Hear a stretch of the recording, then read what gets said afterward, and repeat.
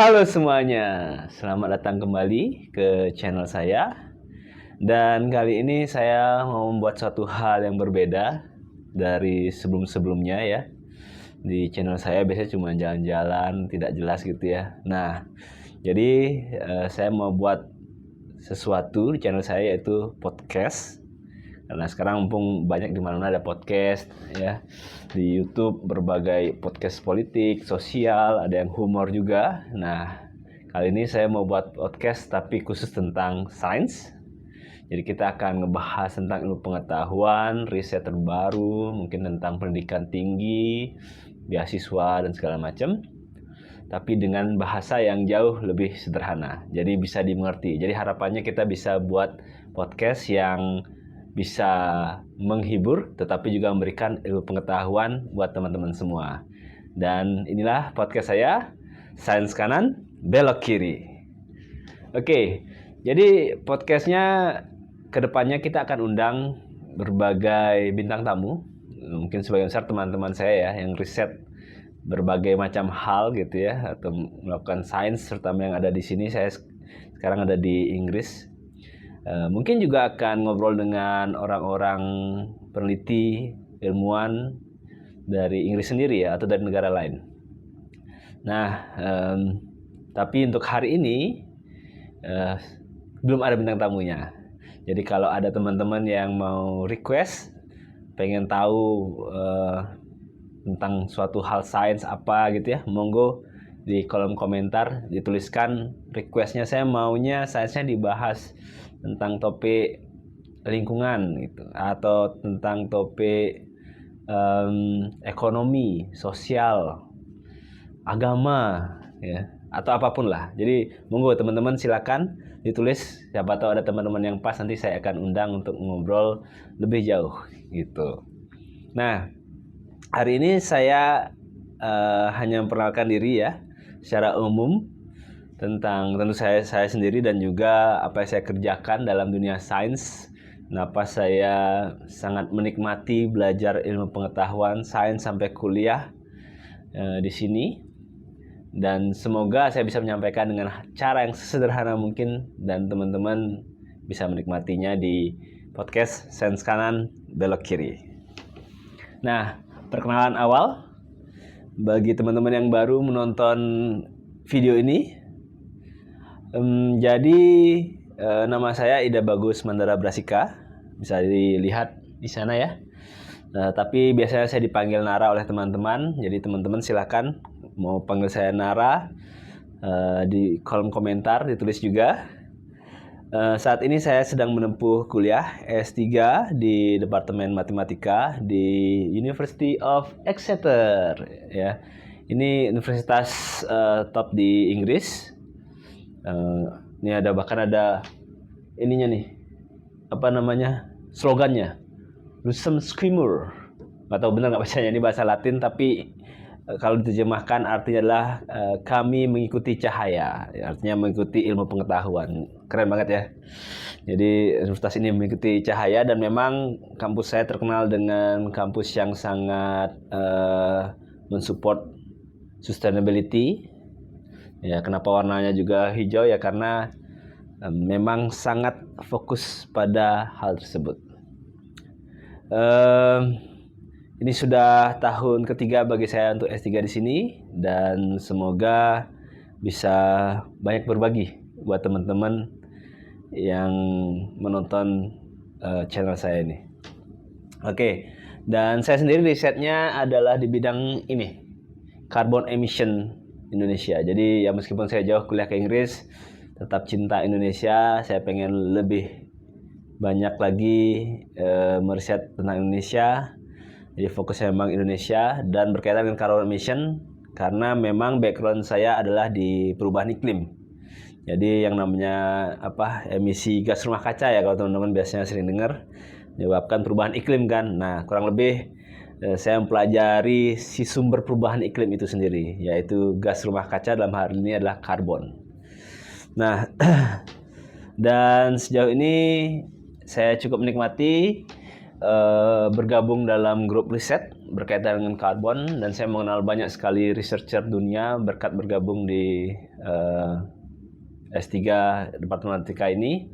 Dan di sini saya bergabung di salah satunya di Global Carbon Budget. Saya membantu, kebetulan di-lead oleh supervisor saya sendiri, jadi profesor saya itu merupakan penulis utama dari laporan emisi karbon atau gas rumah kaca karbon nih yang dipakai di seluruh dunia. Nah, itu namanya ada di sini Profesor Pierre Friedlingston. Jadi saya kerja bareng dengan mereka, dan tahun lalu saya ikut Embrasika, khususnya Mandala Brasika ya, nama saya ya, Embrasika gitu. Dan ini timnya bisa dilihat di belakang nama-namanya, tapi sebenarnya pasti lebih besar lagi yang kontribusi, tapi kurang lebih pelaku-pelaku utamanya di sini ada sekitaran 121 orang dari 95 organisasi seluruh dunia, terdiri dari 17 negara.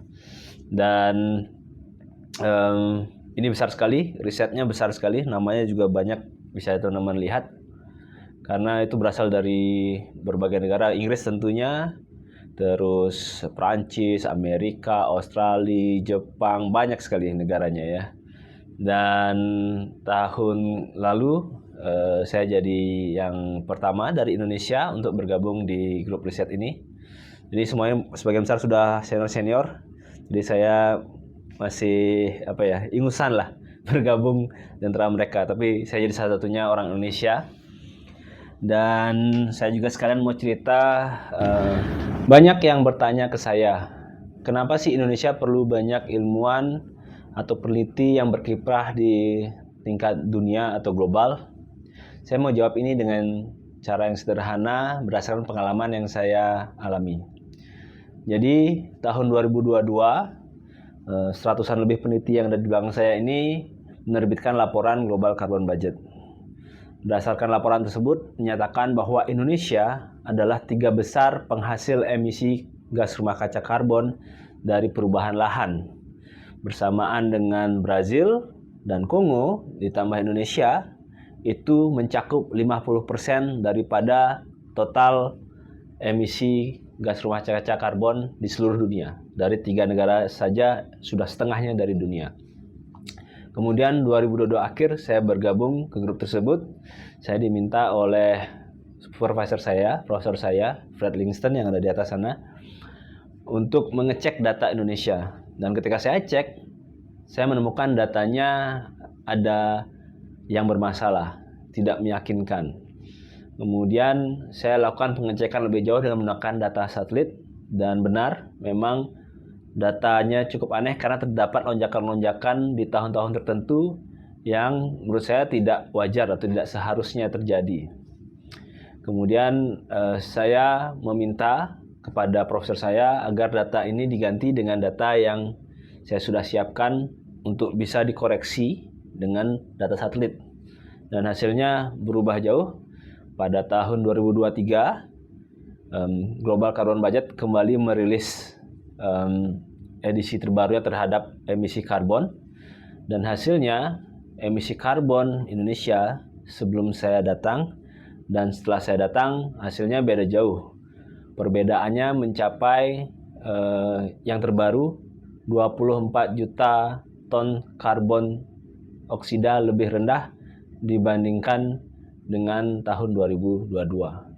Nah, seberapa besar sih 24 juta ton karbon dioksida itu kurang lebih hampir setara dengan emisi mobil sebanyak 5,2 juta mobil. Jadi besar banget perbedaan antara sebelum dan sesudah saya koreksi dengan data satelit.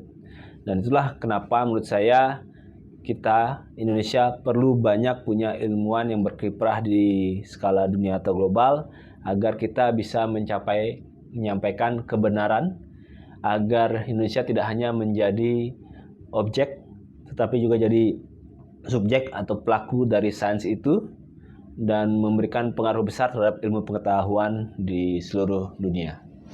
Nah, ini adalah gambaran lebih detailnya tentang bagaimana tadi saya cerita perubahan yang saya lakukan. Di gambar sebelah kiri adalah di tahun 2022 sebelum saya datang. Ini laporan mereka tahun sebelum saya datang, dan sebelah kanan ini adalah tahun setelah saya datang ya. Jadi bisa teman-teman lihat garis yang berwarna kuning itu adalah Brazil, yang warna merah adalah Kongo, dan negara kita adalah yang warna biru. Jadi teman-teman perhatikan terutama yang berwarna biru, bagaimana di tahun 2022 ya. Pertama mungkin kelihatan sekali adalah bagian sini ya, ini tinggi. Kemudian kalau kita lihat di tahun 2023 laporannya dia polanya sama tetapi jauh lebih kecil gitu. Dan kalau teman-teman bisa perhatikan lebih jelas, itu datanya sudah berganti sejak tahun 2000-an, di mana saya melakukan koreksi menggunakan data satelit. Dan ini saya rasa kenapa sains itu penting, teman-teman. Bagaimana bahkan riset yang dilakukan oleh peneliti seluruh dunia secara global gitu belum tentu 100% benar gitu ya. Dikerjakan ratusan orang, profesor-profesor hebat, dan tentu saja masih ada celah-celahnya. Dan kalau bukan kita yang melakukan koreksi, bukan orang-orang Indonesia sendiri, bukan ilmuwan Indonesia sendiri yang membawa ilmu pengetahuan terhadap ini, mungkin ini tidak akan pernah terjadi. Dan saya rasa di banyak bidang lain juga kita perlu banyak sekali ahli-ahli yang bisa kontribusi langsung terhadap Indonesia, dan itu kenapa kita perlu lebih banyak lagi orang yang sekolah tinggi, perlu banyak lagi yang jadi profesor, jadi ahli di berbagai bidang ilmu pengetahuan di seluruh dunia dan berasal dari Indonesia. Jadi negara kita yang besar ya, masa kontribusi terhadap pengetahuannya masih rendah sekali. Nah, oleh karena itu semoga dengan podcast ini kita bisa lebih banyak diskusi dan melihat sains secara lebih sederhana, lebih mudah dimengerti oleh siapapun kalian. Dan kalau kalian punya masukan, mau seperti apa sih podcast saya tentang sains kanan belok kiri, kalau ada yang mau request maunya ngobrol sama siapa, monggo ditulis di kolom komentar di bawah. Terus juga tadi kalau ada yang merasa, tadi kan saya coba menjelaskan sedikit tentang sains yang saya kerjakan ya, merasa kayaknya kurang jelas deh, beli itu terlalu rumit, saya nggak paham gitu. Katanya mau buat sains yang sederhana kok saya nggak paham. Nah, monggo ditulis kira-kira bagian nggak pahamnya apa, dan semoga saya bisa perbaikin. Berikutnya kedepannya kita ngobrol bareng-bareng perihal sains secara sederhana dan mudah dimengerti. Sains kanan belok kiri. Sampai jumpa, bye bye.